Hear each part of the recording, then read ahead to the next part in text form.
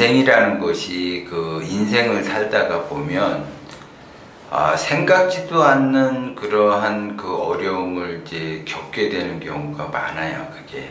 그래서 그 시련과 그 고통 그런 것이 엄청나게 그 겹쳐서 몰려올 때가 있어요. 한 10년 전인가 이제 그분도 이제 그러한 케이스인데, 그분도 이제 조그만하게 이제 중소기업에 이제 격리로 다니는 그런 분이었었는데, 그분 같은 경우는 나름대로 이제 열심히 이제 잘 살고 있는데, 이제 남편이 이제 이렇게 좀 이제 안 좋아져서 이제 건강검진을 받게 됐는데, 이제 그 투병 생활을 해야 되는 그런 입장이에요. 그리고 이제 맞벌이에서 나름대로 이제 어렵게 살아갔었는데, 이제 남편마저 이제 수입원이 안 되니까 그 사실 격리 직업의 그 수입이 얼마 안 돼요. 그래서 그분이 이제 그 병원비 다 그 월급이 병원비로 들어가도 이 생활비니 뭐니 아이들은 커가고 그러니까는 이제 어떻게 이제 손을 쓸 수가 없는 단계까지 왔어요. 이게. 그래서 이제 엄청나게 이제 그런 것들이 이제 한꺼번에 몰아닥치다 보니까 삶이 엄청나게 이제 힘들어지는 거죠, 이게.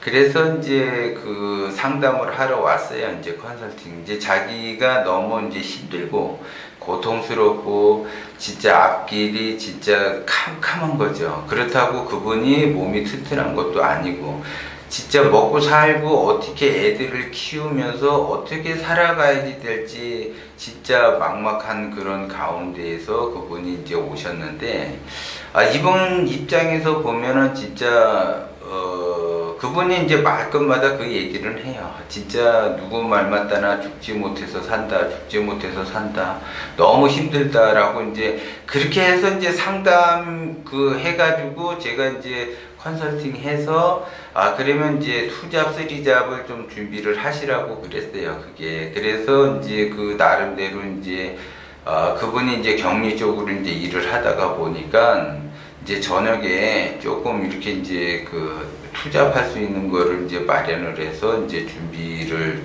이제 했어요. 했는데 이분이 이제 2달인가 석 달 뒤에 또 전화가 오셨어요.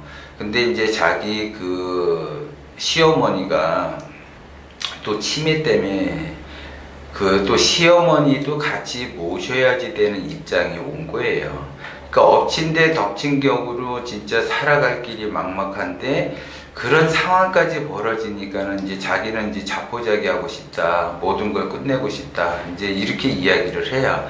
그래서 이제 장문에 저에게 이제 그 문자가 이제 몇 번 왔었어요. 너무 힘들다, 너무 힘들다. 그래서 제가 이제 한번 그 사무실로 오시라고 해서 이제 제가 상담을 해드렸어요. 이제 그분 같은 경우도 제가 이제 말씀을 드리는 거는 사람이 그렇게 이제 시련과 고통 속에서 산다라는 거는 그 무게, 그 크기만큼 앞으로 360도 이렇게 그 사고가 360도로 이게 돌아서 자기 자신이 다시 원위치로 올 것처럼 앞날이 계속 진행되는 것처럼 그 깜깜한 밤, 그 어둠의 밤에 지속적으로 그 어둠이 있는 거로 착각을 해요.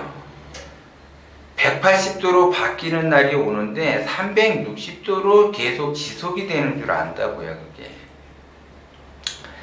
그래서 어둠이 깊고 고통이 깊고 시련이 깊을수록 거기에 따른 그 큰 발버둥이 나한테 오려고 먼저 시련과 고통이 온다라는 거예요. 그러면 내가 그 시련과 고통에 의해서 내 스스로가 점검을 해야지 돼요, 점검. 그래서 지금은 굉장히 힘들고 어렵고 누구 말 맞다나 누군가가 위로를 한들 하나도 귀에 들어오지 않아요.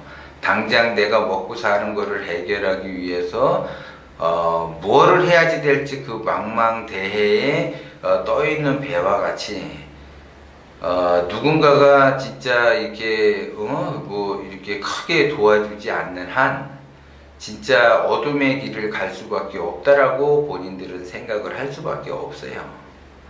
그런데 이제 그분 같은 경우는 이제 상담을 하고 나서 이제 조금씩 좋아질 거니까는 너무 자기가 그 현재 그 처해 있는 상황, 엎친 덮친 격으로 안 좋은 것들이 계속 온다라고 한다라는 거는 앞으로 좋은 일이 계속 겹쳐서 온다라는 거예요. 그것이 곧 와요. 그게 바로 불과 한 달 뒤서부터 다시 온다라는 거죠, 그게. 그래서 내가 내 기운을 어떻게 현재 다시 잘 다듬어서 그 행운맞이를 하셔야지 돼요. 기운을 좋게 하게 돼서 그 행운을 맞아들일 준비를 하셔야지 되는데, 그 행운을 맞을 준비가 안 돼 있으면 행운은 오지를 않고 다시 가버려요. 그러면 그분은 그냥 고통 속에서, 시련 속에서 그런 나날을 보낼 수밖에 없어요. 그래서 지금 현재 엄청난 나에게 고통이 왔고 시련이 왔다라고 하는 거는 그만큼 내가 발복을 할 수 있는 그 운이 그 밖에서 기다리고 있어요. 그래서 그 운을 맞을 준비를 하고 계셔야지 돼요. 예를 들어 우리 집안에 귀한 손님이 찾아온다면 청소도 깨끗이 해놓고 그 손님 맞을 준비를 하겠죠. 그래서 정성스럽게 그 손님을 대접을 하려고 하는 거와 같이 내가 현재 힘들고 그 어려운 것은 그 귀한 손님이 오는 거예요. 그 만복을 가지고 귀한 손님이 온다고. 그러면 그 귀한 손님이 그 올 준비가 돼 있어야지 되는데, 손님이 이제 그 집안으로 들어가려고 하는데 집안은 우울하고 암울하고 좀 들어가면은 내가 좀 민폐를 끼칠 것 같은 그런 기운이 든다면 그거는 그 손님은 그 집안으로 들어가려다가 다시 그냥 가겠죠. 똑같아요. 그래서 내가 어렵고 힘들더라도 그 고통과 시련을 겪는다 하더라도 그것이 곧 반가운 손님이 오는 징조라는 것을 아셔야지 돼요, 여러분이.